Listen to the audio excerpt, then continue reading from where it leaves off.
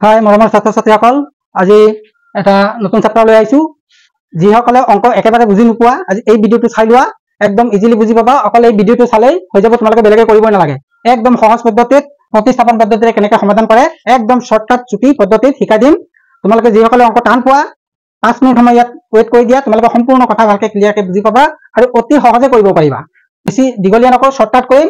যিসকলে নতুন দেখিছা ভিডিঅ'টো, প্লিজ চেনেলটো ছাবস্ক্ৰাইব কৰি ল'বা, কাৰণ ইয়াত বহুত সহজ পদ্ধতিৰে সহজ ভাষাত তোমালোকক শিকোৱা হয়। তোমালোকে এবাৰ মন দিলে ভিডিঅ'টো ভালকে বুজি পাবা, অংক একেবাৰে সহজ লাগিব। তো যিসকলে অংক টান পোৱা এই ভিডিঅ'টো মনোযোগ দি শুনিবা, এবাৰ চালে আৰু দুবাৰ চাব নালাগে। তো সময় নষ্ট নকৰো, ভিডিঅ'টো মই আৰম্ভ কৰো। অতি সহজ পদ্ধতিত শিকাই দিম ক্লাছ 10 মেথছৰ এক্সাৰসাইজ 3.3 প্ৰতিস্থাপন পদ্ধতিৰে সমাধান আমি কেনেকৈ কৰিব লাগে। একেবাৰে চুটি পদ্ধতিত শিকাই দিম। এই এনেকৈ দুটা ইকুৱেশ্যন দিয়া থাকিব। প্ৰথম সমীকৰণটো কি আছে, x plus y equal to 14। এইটো আমি যেনিবা 1 নম্বৰ ইকুৱেশ্যন ললো। সেকেন্ড ইকুৱেশ্যনটো কি আছে, x minus y equal to 4। ইয়াত কি কৰিবা, এই দুইটা ইকুৱেশ্যনতে x আৰু y লগত সহগ নাই, গতিকে এই দুটা ইকুৱেশ্যনৰ পৰা যিকোনো এটা ইকুৱেশ্যনৰ পৰা x বা y ৰ মান প্ৰথমে উলিয়াই ল'বা। তো প্ৰথমে এইটোৰ পৰা মই x টো উলিয়াই লৈ 4 y টো হুপালে গলে কি হ'ব, প্লাস হৈ যাব। গতিকে এইটো আমি 2 নম্বৰ ইকুৱেশ্যন কৰিম। ইয়াত আমি 2 নম্বৰ নিলিখো, ইয়াত সিম্পলিফাই কৰি দুটা ইকুৱেশ্যনৰ পৰা যিটো তুমি সহগ নথকা x বা y দেখা, সেই ইকুৱেশ্যনটোৰ পৰা x বা y প্ৰথমে উলিয়াই ল'বা। প্ৰথম কাম হলে সেইটো। তাৰ পিছত কি কৰিবা, এইটোৰ পৰা x পালো, গতিকে আমি এই ইকুৱেশ্যনটোত কি কৰিম, এই x ৰ মানটো বহাই দিম। তো x equal to 4 plus y 1 নম্বৰ সমীকৰণত বহুৱাই দিয়া। 1 নম্বৰ সমীকৰণত বহুৱাই এইটো লিখি দিব পাৰা, এনেকে 1 নম্বৰ সমীকৰণত বহাই দিবা। এই যে x ৰ ভ্যালুটো পাইছা, এই ভ্যালুটো 1 নম্বৰ ইকুৱেশ্যনটোত বহাই দিবা। তেতিয়ালে 1 নম্বৰটো কি আছে, x plus y equal to 4। এইটো 1 নম্বৰ ইকুৱেশ্যনটো এইটো আছিলে। ইয়াত আমি এই x ৰ মানটো বহাই দিম। x ৰ মান কিমান, 4 প্লাস y, আৰু ইয়াত এটা y আছে, গতিকে এইটো হল 14। এতিয়া আমি কি কৰিম, এই y প্লাস y দুটা আছে, গতিকে এইটো হ'ব 2y ইকুৱেল টু 14 মাইনাস 4। এই 4 টো ইফালে লৈ যাবা, গতিকে y ইকুৱেল টু কি হ'ব, y ইকুৱেল টু হ'ব এইটো মাইনাস কৰিলে 10 হ'ব, আৰু এইটো 2 টো আহি ইয়াত ডিভাইড হ'ব। এইফালে 2 লগত y লগত 2 টো মাল্টিপ্লাই হৈ আছে, গতিকে এইফালে গলে ডিভাইড হ'ব। ডিভাইড মানে তলত বহাই দিলা, কটাকটি কৰি দিলে আনসাৰ ওলাব 5। এইটো তোমাৰ y ভ্যালুটো ওলাই গল।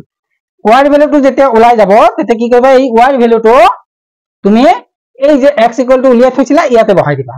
তাৰ পিছত কি কৰিবা, এতিয়া লিখিবা তুমি ইকুৱেশ্যন 2 ৰ পৰা চাবা। ইকুৱেশ্যন 2 কি দিয়া আছে, x equal to 4 plus y, গতিকে ইয়াত আমি 4, এই y মানটো আমি পালোৱে কিমান, 5, গতিকে এইটো 5 দি দিয়া। এইটো কিমান হ'ব, এইটো হ'ব 9। তো এইটো আমি চেক কৰি চাব পাৰো আনসাৰটো হৈছে নে নাই। x ৰ ভ্যালু y 9 পালা, y ৰ ভ্যালু 5 পালা। তো ইয়াত আমি এইটো যদি x ৰ ভ্যালু 9 প্লাস y ৰ ভ্যালু 5, 9 প্লাস 5 14 ইকুৱেল হৈছে, তাৰ মানে আমাৰ অংকটো শুদ্ধ হৈছে। তুমি নিজে চেক কৰি দিব পাৰা। তো এটাকে লিখি দিবা, x equal two 9, y equal to 5, এইটো আমাৰ আনসাৰ। একেবাৰে ইজি, একদম শৰ্টকাট মেথডত কৰিবা।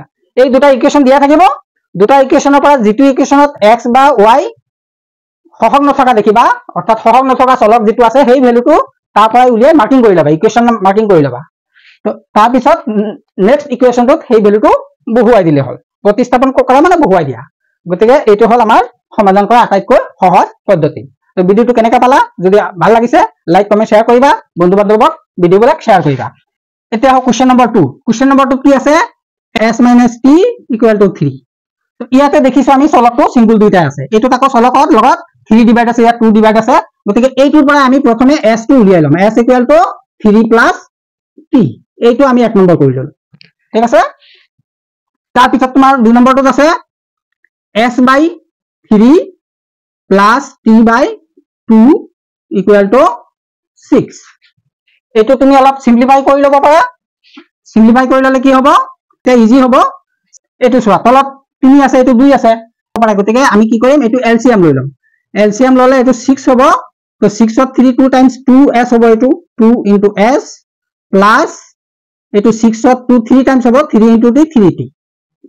এইটো আমি 6 পালো। ইয়াৰ পৰা আমি কি পালো, 2s plus 3t equal to 36 এনেকে স্ট্যান্ডার্ড ফর্মত ইকুয়েশনটো বনাই পেলাই তাৰ পিছত তুমি ভ্যালুটো পুট কৰি দিবা ইয়াত কি কৰিবা এতিয়া ইয়াত ডাইৰেক্ট পুট কৰি দিলে হ'ব s ৰ ভ্যালু কিমান আছে ইয়াতে কৰি দিব পাৰা এনেকে এইটো 2 আছে এই s ৰ ঠাইত আমি 3 plus t বহাই দিলু 3 plus t plus 3t equal to 36 এনেকে যদি কৰা ইয়াত ব্ৰেকেটত লিখি দিলে হল যে s equal to 3 plus t বহুৱাই এইটো আমি বহুৱাই দিলু এইটো s equal to 3 plus t বহুৱাই দিলু তো ইয়াৰ পৰা আমাৰ কি হ'ব 6 plus 2t আৰু এইটো হ'ব 3t আৰু এইফালে 36 নেক্সট আমি এটা আমি tt ইয়াতো আছে এই দুটা প্লাস কৰি দিয়া t plus 2t plus 3t 5t হ'ব 5t equal to এই 36 ৰ পৰা 6 টো ৰাইট সাইডে গলে কি হ'ব মাইনাস হ'ব গতিকে 36 minus 6 কিমান হ'ব 30 তো 5t equal to কিমান পালো 30 তেতিয়ালে t equal to কিমান হ'ব t equal to হ'ব 30 divided by এই 5 টো ডিভাইড কৰি দিয়া তলত আহি গল গতিকে t ভ্যালুটো পালো আমি t ভ্যালুটো পালো 6 এটো ক্যান্সেল কৰিলে 6 টাইম যাব তো t ভ্যালু আমি পাই গলো এতিয়া আমি কি কৰিম এই s equal to উলিয়াই থৈছিলো s ৰ ভ্যালু আমাক লাগে এতিয়া গতিকে এতিয়া আমি কি কৰিম ইকুৱেচন 1 ৰ পৰা কৰিম 1 ত আমি t ভ্যালুটো বহুৱাই দিম 1 ত কি আছিল s equal to 3 plus t আছিল গতিকে এটো 3 plus t ভ্যালু কিমান t ভ্যালু পালো আমি 6 গতিকে s equal to হ'ব 9 গতিকে s ৰ ভ্যালু আমি 9 পালো t ভ্যালু আমি 6 পালো গতিকে 9 ৰ পৰা 6 গলে 3 গতিকে এইটো আনসাৰ আমাৰ শুদ্ধ আছে গতিকে আনসাৰ লিখি দিবা এতেকে s equal to 9 আৰু t equal to 6 এইটো আমাৰ আনসাৰ গতিকে একেবাৰে সহজ পদ্ধতিত তোমালোকে এগাল ইকুৱেচন বনাব নালাগে বহুত ইকুৱেচন বনাই লব দৰকাৰ নাই যি দুটা ইকুৱেচন দিয়া থাকিব প্ৰথম স্টেপতে চাবা যেটো ইকুৱেচনত x বা y বা যেটোৱে চলক থাকক ইয়াত t আৰু s আছে চলক গতিকে যেটোৱে চলক থাকক সিঙ্গল কে যেটো চলক আছে তাৰ ভ্যালুটো উলিয়াই লবা যেটো চলকটো ভ্যালু উলিয়াই লবা আৰু নেক্সট ইকুৱেচনটো কি কৰিবা সেই চলকটোৰ ভ্যালু নেক্সট ইকুৱেচনত সেই চলকটোৰ ঠাইত সেই ভ্যালুটো পুট কৰি দিবা ডাইৰেক্ট ইয়াতো বহাই দিব পাৰা ইয়াত বহাই দিলে হয়তো কিছুমানে কৰিবলৈ টান পাব গতিকে এনেকে আমি লখাগু লৈ এনেকে কৰিলেও হ'ব নতুবা তোমালোকে কি কৰিব পাৰা এই দুটা মিলাই লখাগু কিমান 6 হ'ব গতিকে 6 ৰে গুটেকেটা মাল্টিপ্লাই কৰি দিলে হৈ যায় 6 ৰে মাল্টিপ্লাই কৰিলে ইয়াত কি হ'ব 6 ত 3 2 টাইমছ গতিকে 2s 6 ত 2 3 টাইমছ গতিকে 3t আৰু 6 মাল্টিপ্লাই কৰিলে 36 তেনেকে কৰিলে হ'ব যেনেকে সহজ পোৱা তেনেকে ইকুৱেচনটো সিম্পলিফাই কৰি তাত তোমালোকে কি কৰিবা চলকৰ ভ্যালুটো বহাই দিবা যেটো আগতে উলিয়াই থোৱা আছে এটো ভ্যালু বহাই দিবা বহাই দিলে এটা ৰিয়েল ভ্যালু আমি পাই যাম যেতিয়া ৰিয়েল ভ্যালুটো পাই যাবা এটা